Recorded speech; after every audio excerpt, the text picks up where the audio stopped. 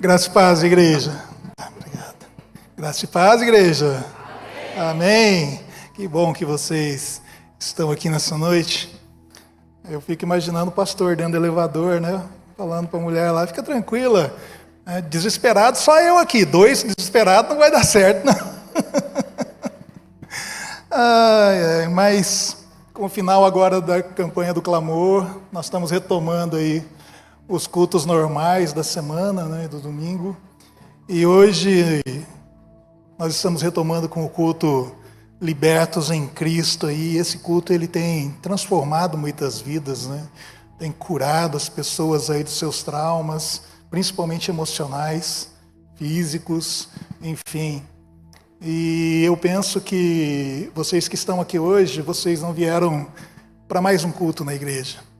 Vocês vieram buscar alguma coisa aqui. E quando nós entramos na igreja, num culto como este, nós temos que entrar com um propósito no coração. Porque hoje é um culto de libertação, é um culto de libertação. E você tem que entrar aqui, entrando num terreno de batalha.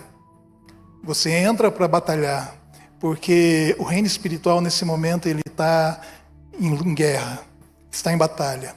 Antes de você chegar aqui, horas antes de você chegar aqui, as guerreiras da intercessão já estavam dando voltas aqui em torno dessas cadeiras, preparando esse ambiente para as batalhas que estão acontecendo nesse momento. Eu não sei o que você está precisando, eu não sei o que você está passando, mas eu sei que Deus vai fazer se você estiver disposto a deixar Deus trabalhar na sua vida, amém?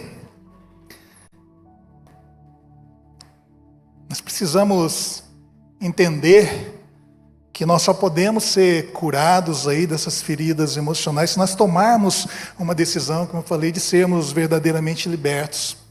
E para ser curado, por exemplo, de uma enfermidade física no corpo, nós precisamos ir ao médico e ir ao hospital. E isso significa que é uma ação que ocorre de fora para dentro.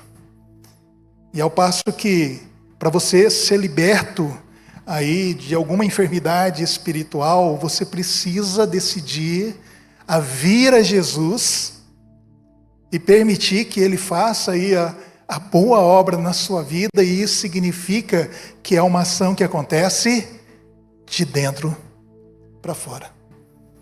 E eu fui incumbido nessa noite, deixa eu ligar aqui, eu fui incumbido nessa noite de trazer, nessa noite não, mas de trazer 2 mensagens, uma hoje e uma na quarta-feira. E hoje nós vamos nos aprofundar e expandir um tema que eu ministrei aqui no dia 14 de fevereiro, na devocional da manhã. E hoje nós vamos nos aprofundar nesse tema que trata, é um tema difícil, que trata sobre o pecado sexual, ou a imoralidade sexual e o nosso corpo. Infelizmente, esse é um assunto que muitas pessoas não gostam de ouvir, porque é pouco falado aqui no púlpito da igreja, das igrejas, porque junto com ele vem aí a confrontação, junto com ele vem o constrangimento, vem talvez a vergonha pelo pecado cometido, além das consequências aí que a exposição pública desse pecado, ele pode ocasionar tanto para a própria pessoa, quanto para a família envolvida, e até mesmo para a igreja do Senhor. Então hoje nós vamos trilhar aí por esse caminho talvez desconfortável para nós, que aponta para a cura e a libertação, que aponta para uma vida de santidade com o Senhor. Amém? Então abram suas Bíblias na primeira carta aos Coríntios, no capítulo, deixa eu abrir minha Bíblia aqui, no capítulo 6, a partir do verso 9. Para o serviço de hoje eu estou usando a versão Almeida Revista Atualizada, foi a primeira Bíblia que eu ganhei, a Bíblia Shed, tenho até hoje, coitada. Está lá toda remendada, com durex, de tanta batalha que ela já passou. Eu nem carrego ela, porque se eu carregar ela desfolheia toda. Mas diz assim a palavra do Senhor por intermédio do apóstolo Paulo.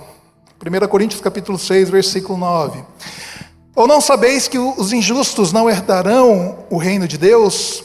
Não vos enganeis, nem impuros, nem idólatras, nem adúlteros, nem efeminados, nem sodomitas, nem ladrões, nem avarentos, nem bêbados, nem maldizentes, nem roubadores herdarão o reino de Deus. Versículo 11 diz: tais fostes alguns de vós, mas vós vos lavastes, mas fostes santificados, mas fostes justificados em o nome do Senhor Jesus Cristo e no Espírito do nosso Deus. Todas as coisas me são lícitas, mas nem todas convêm. Todas as coisas me são lícitas, mas eu não me deixarei dominar por nenhuma delas. Os alimentos são para o estômago e o estômago para os alimentos, mas Deus destruirá tanto estes como aquele. Porém, o corpo não é para a impureza, mas para o Senhor, e o Senhor para o corpo. Deus ressuscitou o Senhor e também nos ressuscitará a nós pelo seu poder. Não sabeis que os vossos corpos são membros de Cristo? E eu, porventura, tomaria os membros de Cristo e os faria membros de meretriz? Absolutamente não.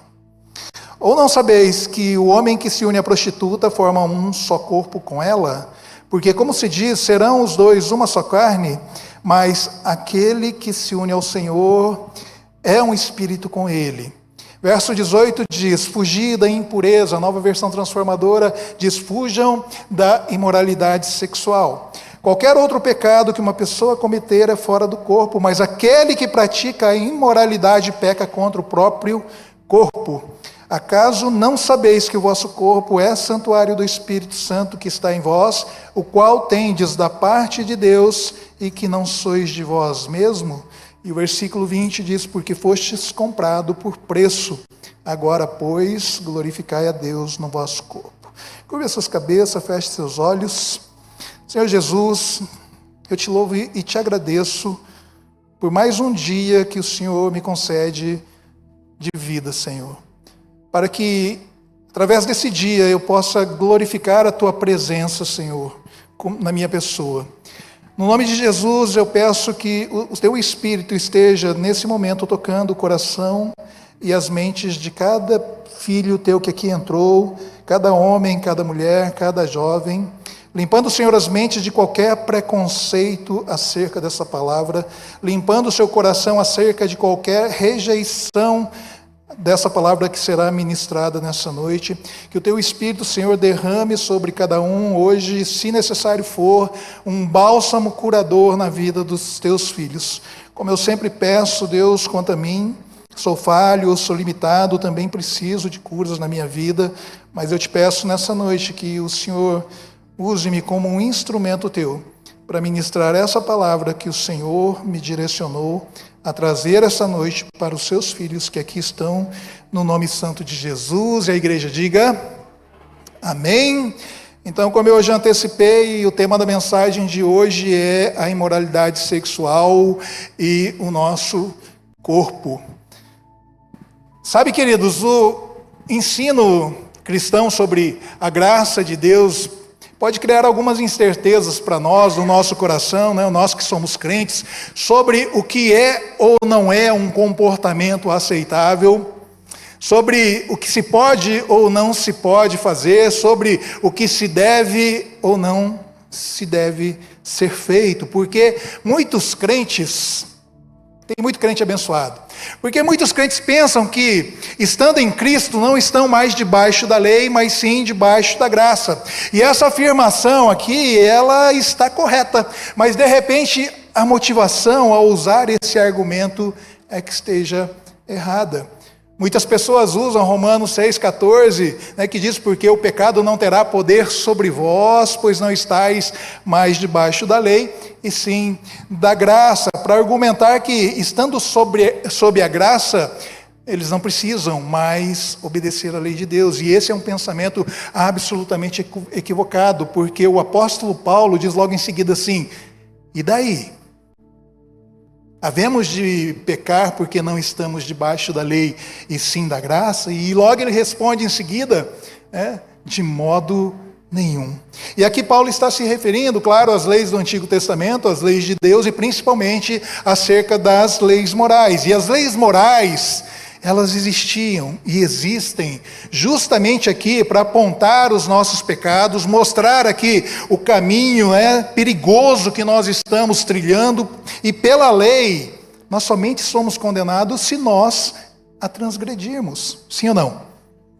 Nós que fomos salvos por Cristo e se obedecemos à lei, nós somos livres da condenação e nós permanecemos debaixo da graça. E é por isso que o apóstolo Paulo aqui escreve aos crentes em Corinto, por causa da imoralidade sexual que estava tomando conta daquele lugar que eles vinham cometendo, e no verso 9 aqui que nós lemos, Paulo faz um questionamento: ou não sabeis que os injustos não herdarão o reino de Deus?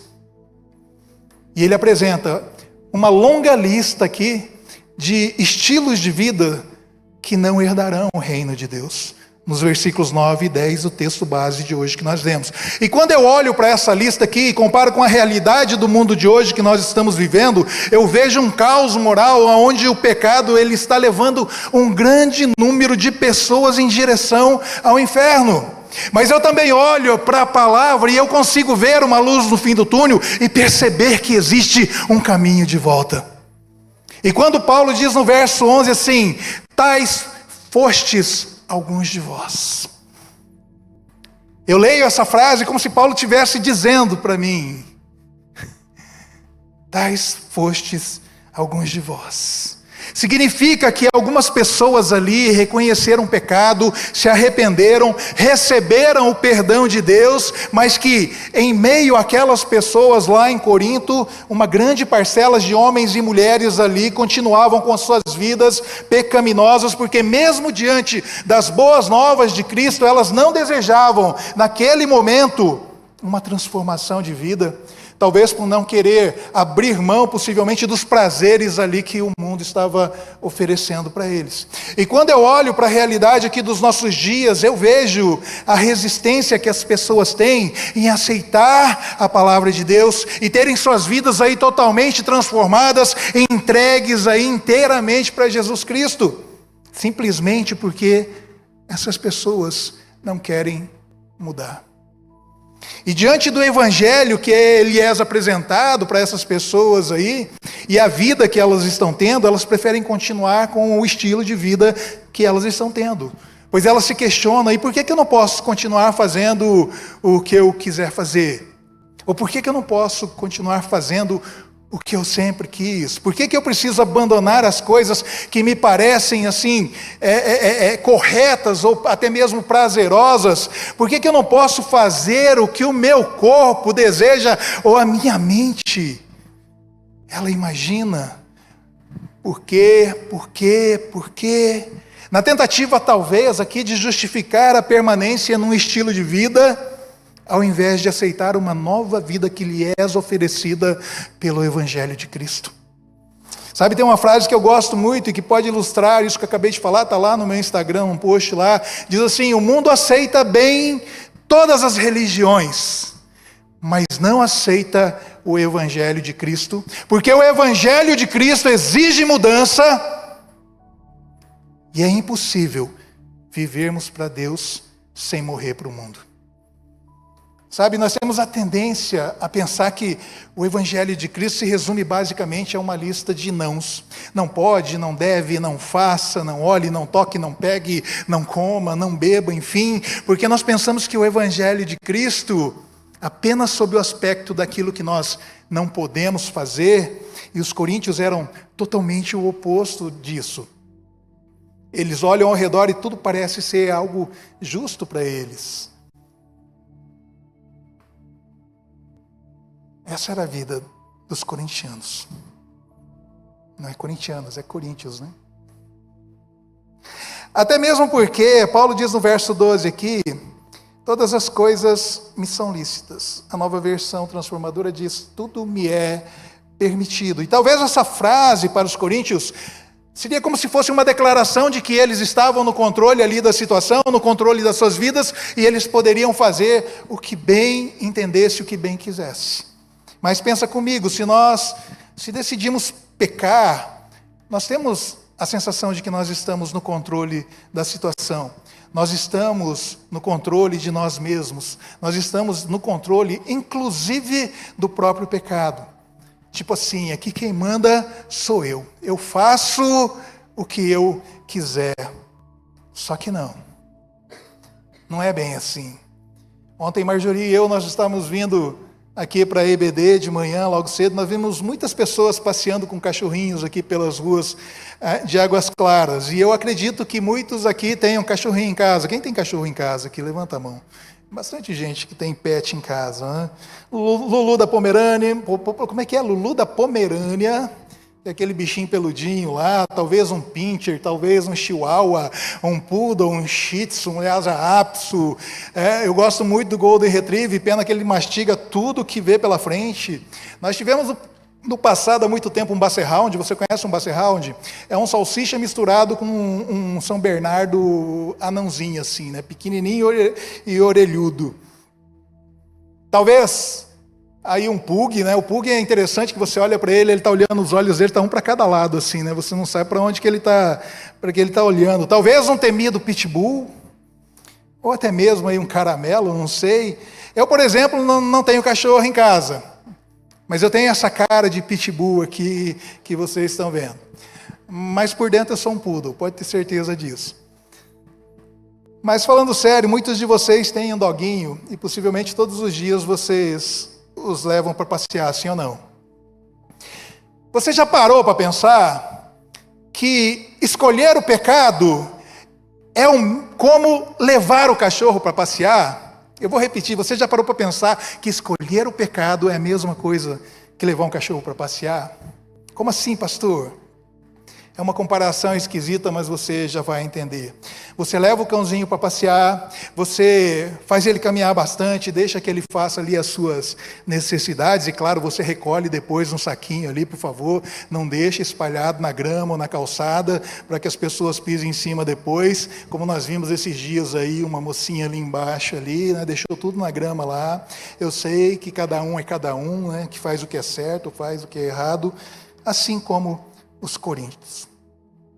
Mas o que é mais interessante é que você acha que é você quem está no controle, segurando a cordinha lá no cachorro, achando que você está levando o dog para passear, quando na verdade, apenas a verdade, nada mais que a verdade, é o dog que está levando vocês para passear. É o cachorro que está com a cordinha presa aí em você. Como assim, pastor? Para pensar por um instante. Ele está sempre à sua frente, puxando a cordinha. Se ele corre, você corre. Se ele para, você para. Se ele vira, você vira. Vocês já viram as pessoas andando na rua assim?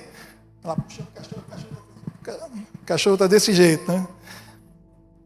É ele quem controla vocês, seus bobos. Mas aqui está a explicação para vocês dessa comparação maluca que eu fiz. O mesmo acontece com o pecado. Ele vai controlar você. João 8,34 diz que todo aquele que comete pecado é escravo do pecado.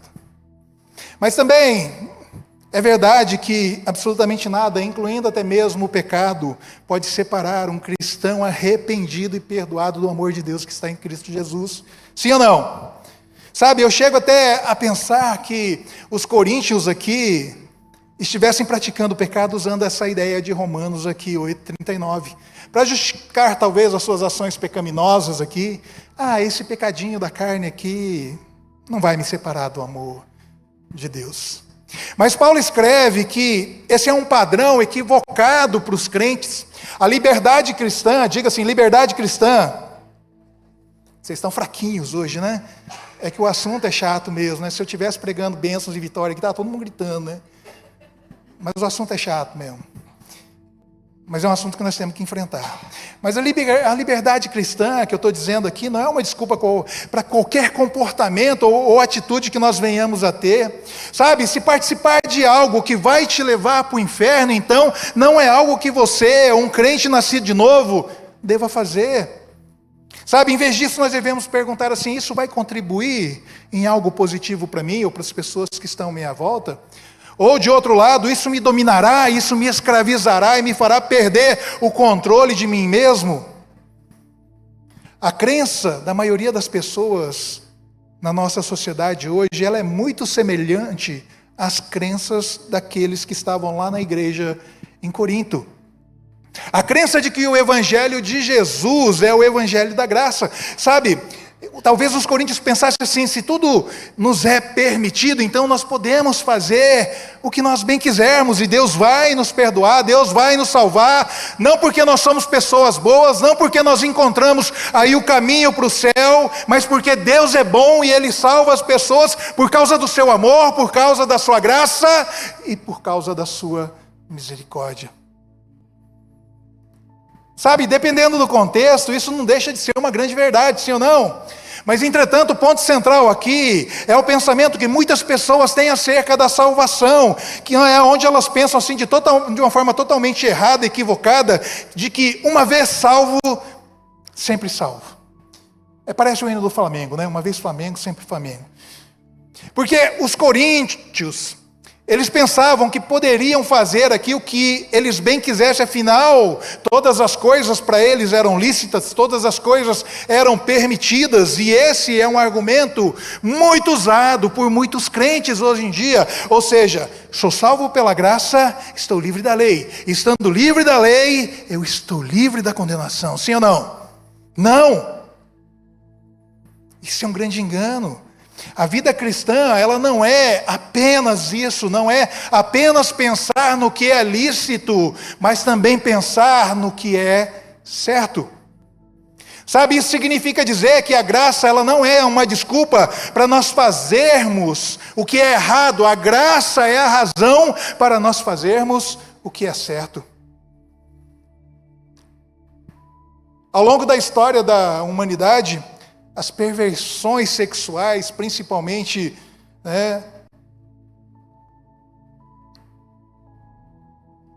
mas todo o pecado em si, sempre foi colocado diante de nós como uma cenoura assim diante do cavalo. Você já viu isso em desenho, né? Que a pessoa coloca uma cenoura na frente do cavalo, o cavalo sai andando ali, mas é feito dessa forma para nos atrair, para nos seduzir, para sussurrar nos nossos ouvidos, algo que nos proporcionará uma satisfação e um prazer que nenhuma outra coisa nesta terra ou nesta vida poderá fazer.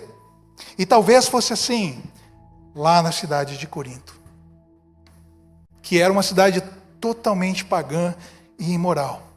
Lá haviam 2 grandes portos que movimentavam ali toda a economia da cidade. Mas lá também existiam 2 grandes templos, não sei se você sabe. Um dedicado a Afrodite, considerada aí a deusa do amor, e o outro dedicado a Apolo, parece que era conhecido como deus da beleza, mas também me parece que era o deus da música, do canto e da poesia. E diz a história que havia ali no templo de Afrodite 1000 sacerdotisas. Outras fontes dizem 3.000 sacerdotisas, que aos finais da tarde, todos os dias, desciam lá até a cidade e vendiam seus corpos ou serviços sexuais aos marinheiros que estavam ali de passagem, e claro, também para muitos crentes da igreja em Corinto. Talvez você não saiba, mas a palavra afrodisíaco, que é muito utilizada hoje em dia para descrever aí estimulantes sexuais, surgiu a partir do nome dessa deusa aqui, Afrodite.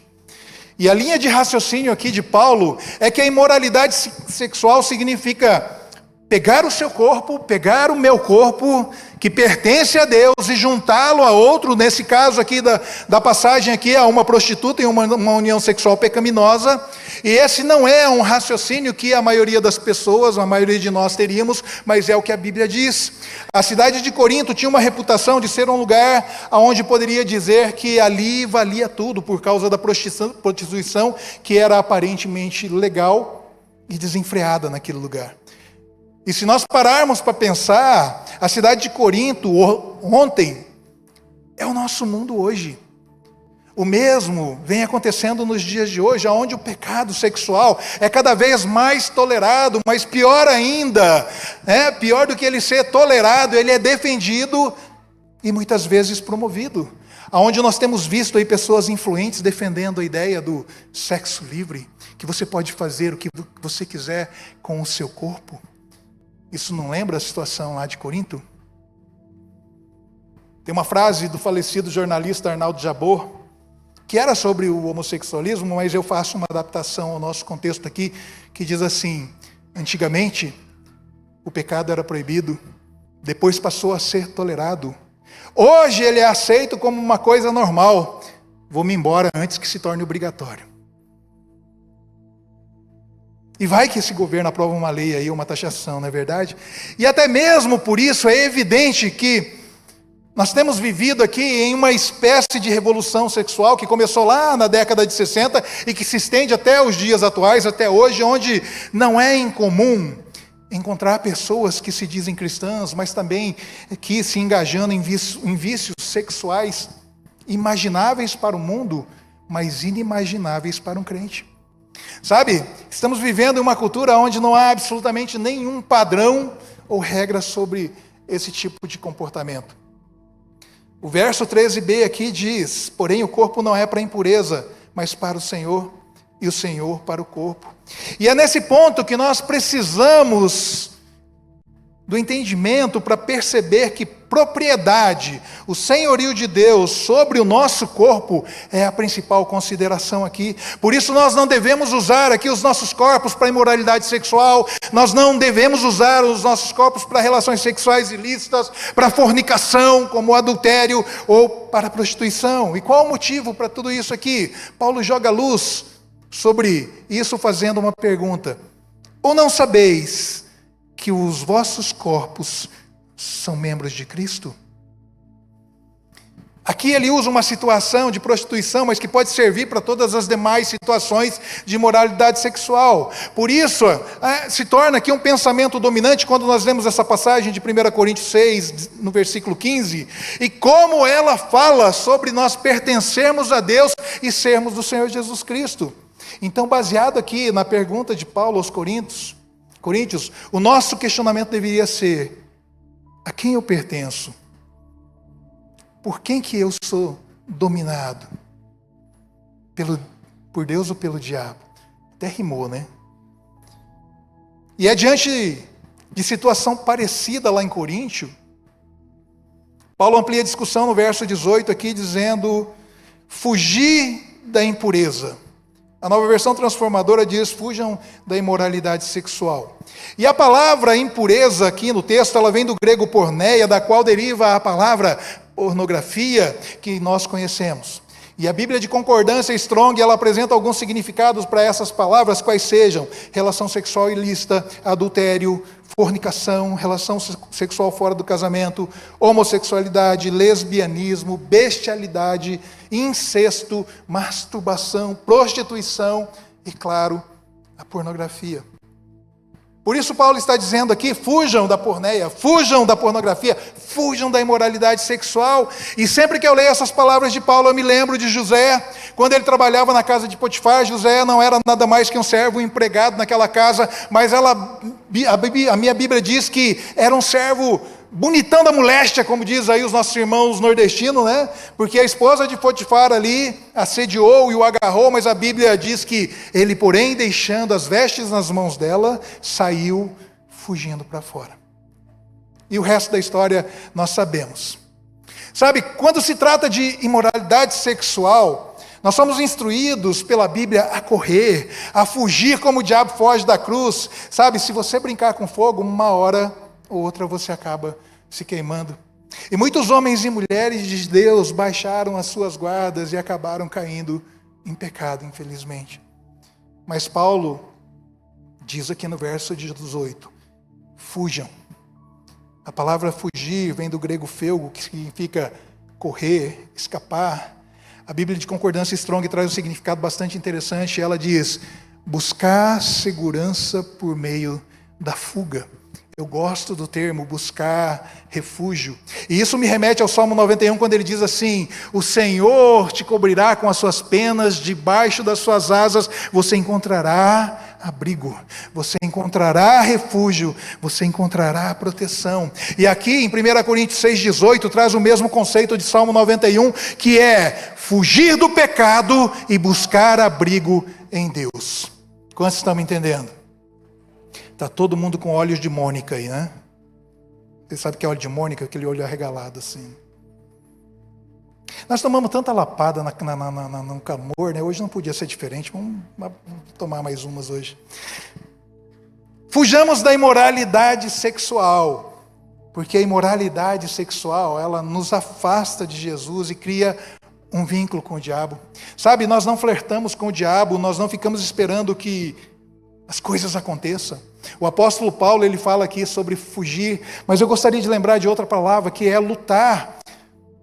A nossa vida, desde quando nós nascemos, ela é uma constante batalha que já começa quando nós deixamos a proteção aqui do útero materno das nossas mães e nós viemos a este mundo que é um mundo totalmente hostil.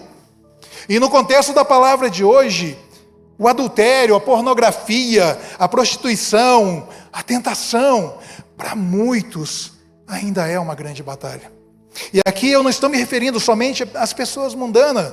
Eu estou sendo como Paulo, ele estava falando para a igreja em Corinto. E hoje eu estou falando para a igreja Batista Filadélfia em Águas Claras. Homens, mulheres e jovens cristãos. Mas não estou acusando ninguém. Isso não é uma crítica. Mas por mais que nós tentemos evitar aqui, o diabo ele sempre está nos tentando.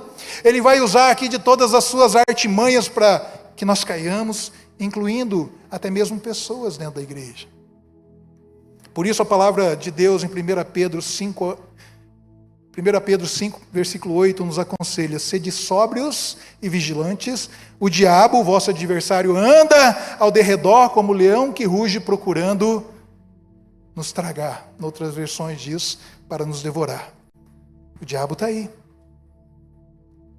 rodeando a terra e passeando por ela, como está no livro de Jó. Mas aqui no nosso contexto, o diabo está criando distrações.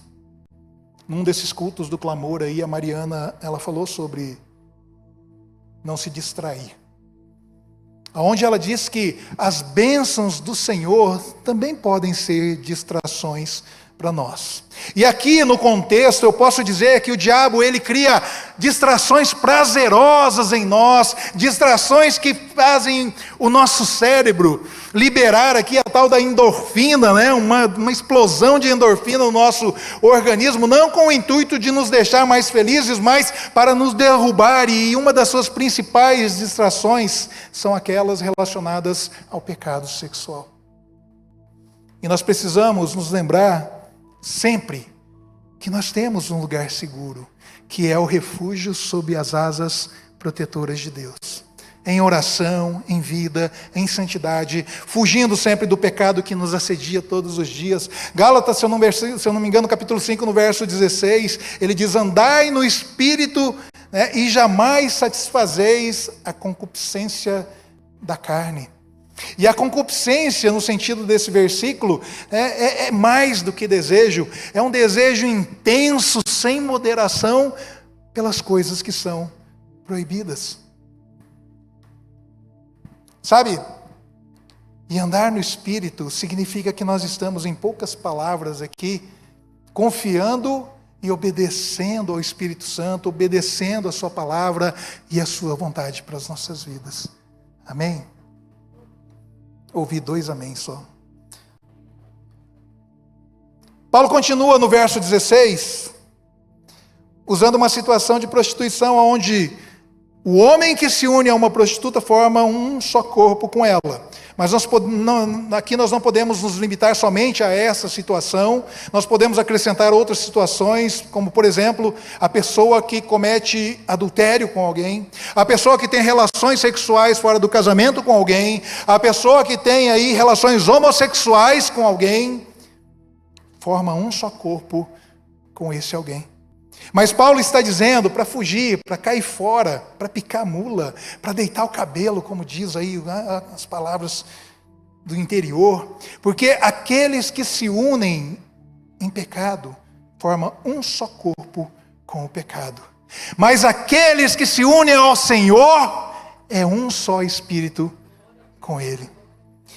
E é nesse ponto que Paulo diz aqui no verso 18: qualquer outro pecado que uma pessoa cometer é fora do corpo, mas aquele que pratica a imoralidade peca contra o próprio corpo. Os coríntios, eles olham para o pecado e acham que o pecado acontece fora do corpo, porque na cultura grega, onde eles estavam ali inseridos na época, apenas a alma importava. Para os gregos pagãos, o corpo ele foi feito para ser usado, até mesmo inconsequentemente. E que no final da vida o corpo seria descartado e somente restaria a alma que eles acreditavam ser imortal. E eles pensavam que nada do que eles pudessem fazer teria qualquer impacto sobre a vida deles ali. E fazendo uma analogia simples em relação a isso, seria como se nós pudéssemos brincar na lama e não se sujar. E era isso que os coríntios estavam fazendo. Mas Paulo explica aqui no verso 19, acaso não sabeis que o vosso corpo é santuário do Espírito Santo, que está em vós, o qual tendes da parte de Deus, e que não sois de vós o mesmo? E no verso 20 diz, porque fostes comprado por preço, agora, pois, glorificai a Deus no vosso corpo. Sabe, o seu corpo, o meu corpo, é o templo do Espírito Santo. Então, quando nós cometemos imoralidades sexuais, você está cometendo, ou nós estamos cometendo, pecado contra o templo do Espírito Santo. Paulo então conclui com uma explicação final para fugir da imoralidade sexual, dizendo assim, não sois de vós mesmos. O que ele está dizendo? Ele está dizendo que o seu corpo, o meu corpo, não me pertence. Nós fomos comprados pelo sangue, e é por isso que o nosso corpo deve glorificar a Deus. E quando eu me lembro desse alto preço, eu lembro que Pedro disse em sua primeira carta, será que dá para pôr aqui no telão, aqui, 1 Pedro, capítulo 1, dos versos 18 a 21. 1 Pedro, capítulo 1, tem jeito não? De 18 a 21. Sabendo que não foi mediante coisas corruptíveis, como prata ou ouro, que fostes resgatado do vosso fútil procedimento que os vossos pais vos legaram. Próximo. Mas pelo precioso sangue, como cordeiro sem defeito, sem mácula, o sangue de Cristo. Próximo. Conhecido com efeito antes da fundação do mundo, porém manifestado no fim dos tempos por amor de vós, que por meio dele tende fé em Deus, o qual ressuscitou dentre os mortos e lhe deu glória, de sorte que a vossa esperança esteja em Deus.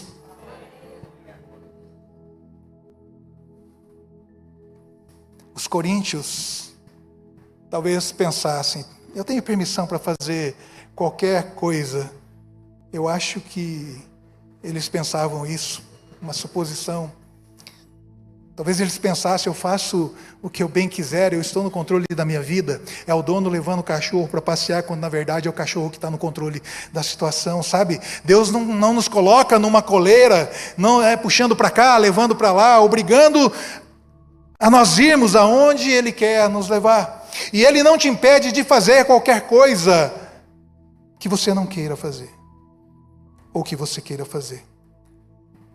Então não se escandalize com o que eu vou falar. Deus não vai te impedir você de cometer qualquer um dos pecados que eu mencionei, se for isso que você decidir fazer, se é isso que você quer para a sua vida, você pode. Deus te deu livre-arbítrio, deu a faculdade de escolher, deu o poder de decidir sobre o que você quer para a sua vida, então você pode. Mas assim como Deus também não impediu os coríntios de cometer aqueles pecados todos, mas o que os coríntios não entendiam, e talvez nós também não entendamos, é que Deus se importa com a maneira como nós tratamos o nosso corpo. Sabe por quê? Porque há consequências em cometer imoralidades sexuais, que é o contexto da ministração de hoje, mas isso vale para qualquer outro tipo de pecado que nós possamos cometer. E o pior das consequências é a morte. Não a morte física literal, mas a morte espiritual, que é a nossa separação de Deus. Quantos estão me entendendo? Então o ponto principal aqui que nós devemos levar em consideração é: eu posso, mas eu não devo. Eu posso, mas eu não devo fazer. Eu posso, mas eu não devo pecar. Porque entre poder e fazer, nós temos aí uma grande barreira moral e espiritual, que por incrível que pareça, é facilmente transponível. A palavra posso vem do verbo poder, e aqui ela está relacionada a uma possibilidade. A palavra devo vem do verbo dever, e aqui está relacionada a uma obrigação. Então, de um lado está a possibilidade de eu cometer um pecado, sim, mas de outro existe aqui uma obrigação moral e espiritual de eu não cometer um pecado, seja qual ele for. E se você se esquecer de tudo isso que eu falei até agora, você nunca se esqueça disso. Eu posso, mas eu não devo pecar. Porque o pecado é agir contra a vontade de Deus, é ofender a sua glória, é nos afastarmos de Jesus, o nosso melhor amigo, sabe? É ofender o Espírito Santo, que é o nosso consolador, é corromper aqui o nosso o caráter, é nos levar à morte eterna, e não é isso que Deus quer para cada um de nós. Coloca para mim no telão 1 João, capítulo 3, versículos 8 e 9, para nós lermos juntos. João, primeira carta de João, versículo 5, versículo 3, tá?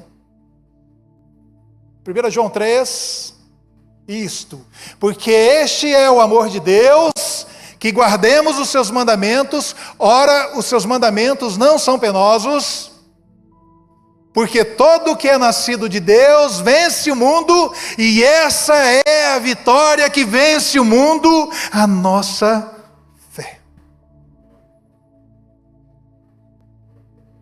Cadê o louvor? A Bíblia, ela é absolutamente em dizer o que eu devo ou o que eu não devo fazer. Eu não disse o que eu posso, eu disse o que eu devo e o que eu não devo fazer. A palavra de Deus aqui, ela é imutável, ela é a mesma em todas as gerações, desde sempre e até hoje, de hoje até a eternidade, ela sempre será a mesma, ela não muda. E não pense você que Deus se move por modismos, não pense você que Deus se move pelos nossos desejos egoístas, não pense você que Deus se move pelos nossos desejos pérfidos, não. Deus sabe absolutamente de tudo que nós precisamos, e não são essas coisas que são para sempre, e desde sempre são proibidas para nós cristãos, e que estão registradas aqui em toda a Bíblia. Pelo contrário, Deus quer que nós vivamos aqui de uma forma santa e com liberdade nele, porque Ele quer a nossa felicidade, Ele quer a minha felicidade, Ele quer a sua felicidade, contemplando como por espelho a glória do Senhor, para nós sermos transformados de glória em glória na sua própria imagem, nos tornando cada dia mais e mais parecidos com Jesus Cristo de Nazaré. No entanto, ainda existem muitas áreas cinzentas nas nossas vidas, ou questões discutíveis sobre a prática diária de muitas pessoas aí, na vida de muitas pessoas, de muitos crentes. A coisa pelos quais os crentes têm lutado constantemente, e infelizmente aqui em pleno século XXI, muitas pessoas ainda estão acorrentadas, permanecendo no mesmo lugar, sem avançar, sem progredir, sem romper, sem prosperar. Eu quero que vocês fiquem de pé, para você achar que já está acabando. Tem gente que falou aí, glórias a Deus, graças a Deus que está acabando.